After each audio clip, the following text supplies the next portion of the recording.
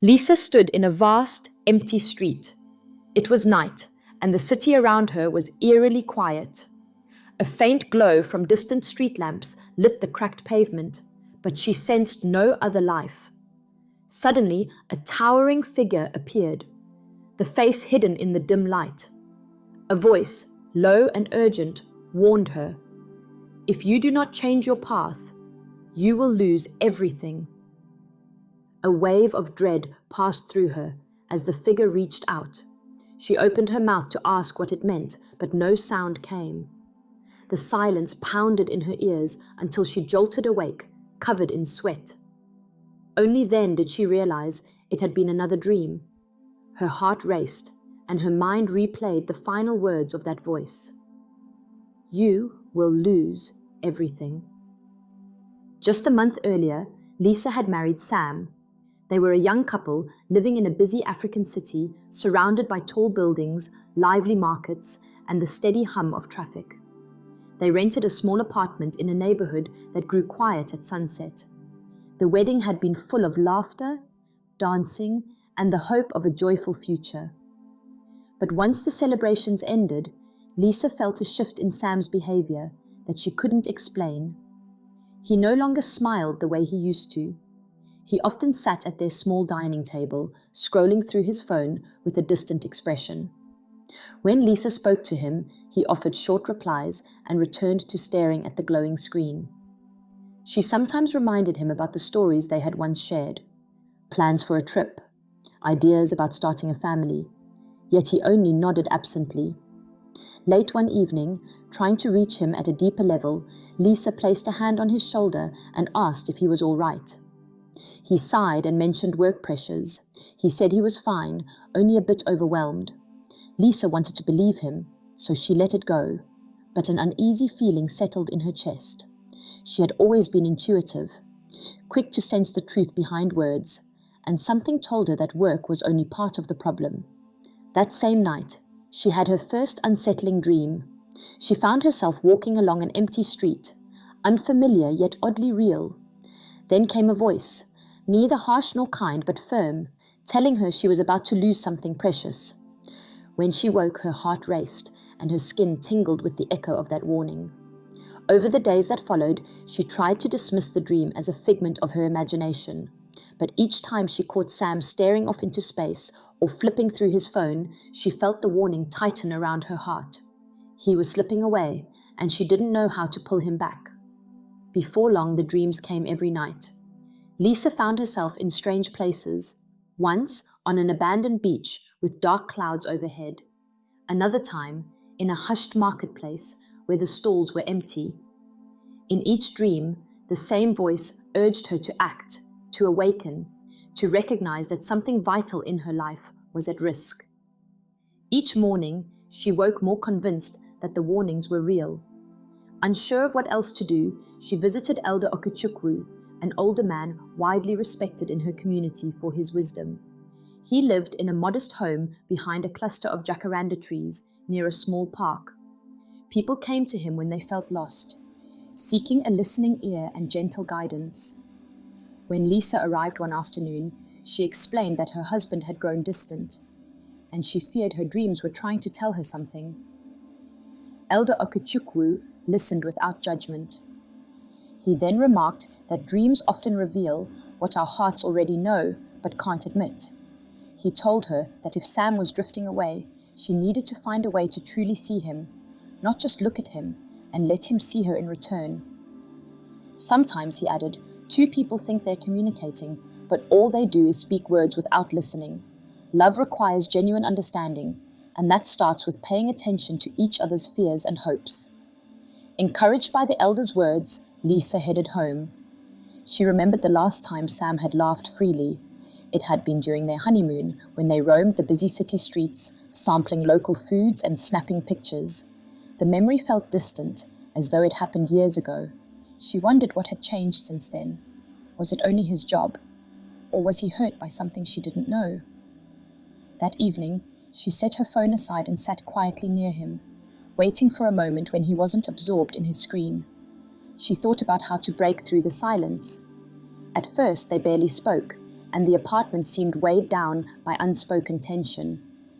But slowly, she began sharing small details, how she missed their late-night walks, how their dinner conversations used to flow so easily. She admitted she felt lonely, even when he was right there next to her.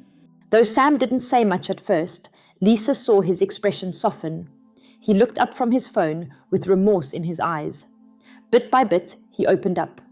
He spoke about the stress at work, the competition in his office, the fear that if he failed, he would let her down. He had closed himself off, believing he had to solve these problems alone. Instead of telling her about his worries, he had retreated to his phone and tried to escape.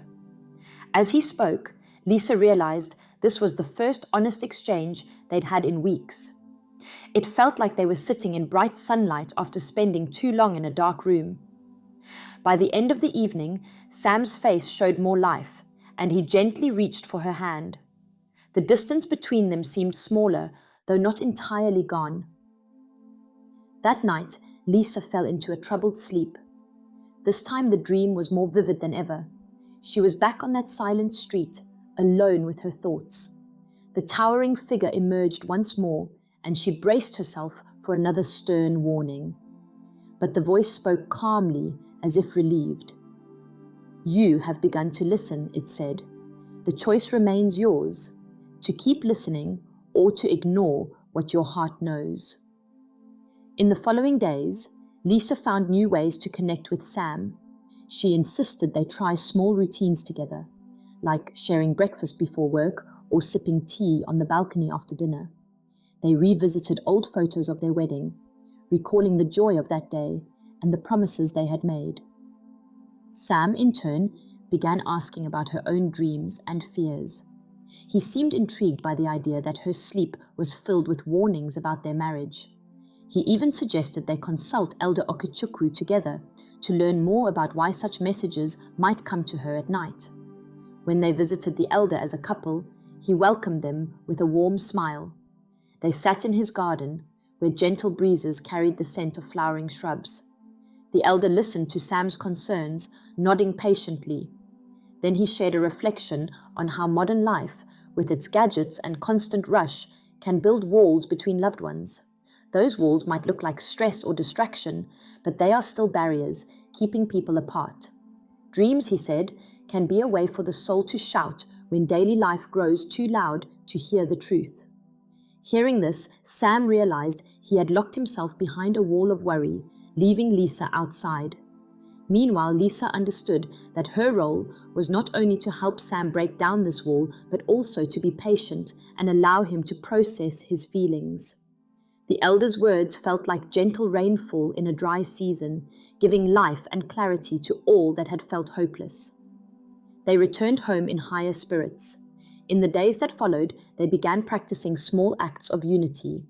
On weekends, they turned off their phones for a few hours to do something they both enjoyed, like visiting a street market for fresh produce or strolling through a local park. At night, they replaced the glow of the television with soft conversation. And when Sam felt overwhelmed about work, instead of shutting down, he confided in Lisa. Throughout this process, Lisa still dreamed, but each dream felt less like a threat and more like guidance. She saw glimpses of the old man's face, calm and wise, standing in quiet places. In one dream, he told her that trust was built by sharing not just happiness, but also sorrow and fear. In another, he walked away from her in the distance, and she felt a renewed sense that she needed to stay alert, not let complacency creep back into their relationship. As the weeks went by, Lisa noticed real changes in their home. The once cold silence at mealtimes began to vanish. Sam showed more interest in her thoughts and offered updates about his day. He even made an effort to leave work on time. Their small apartment, once thick with tension, began to feel welcoming again. But there were still moments when Sam slipped back into old habits. On stressful days, he sometimes withdrew, spending too much time on his phone or failing to share what was on his mind. Lisa learned to gently remind him that she was there to listen, that they were in this together.